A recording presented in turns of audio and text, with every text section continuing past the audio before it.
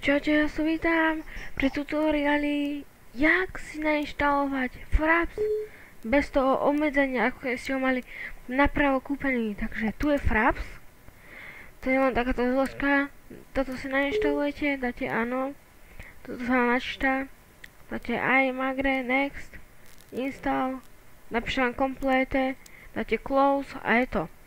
Fraps je nainštalovaný, to je všetko. To je najkratší tutoriál. Budete mať v popisku video, no vlastne nalož to tento odkaz, tento tu. Potom ďalej v popisku budete mať môj kanál, nezabudnite dať like, koment či dislike, ak sa vám toto video páčilo, nepáčilo a nezabudnite ho okomentovať. A najviac ma poteší odber. Ďakujem za zhliadnutie, nezabudnite napísať, na čo chcete tutoriál.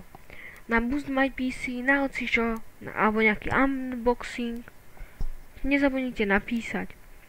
Ďalšie videá by ste mohli čakať od Mafie, alebo od Counter-Strike, od Call of Duty, alebo čo tu ešte mám, The Crew, no proste niečo.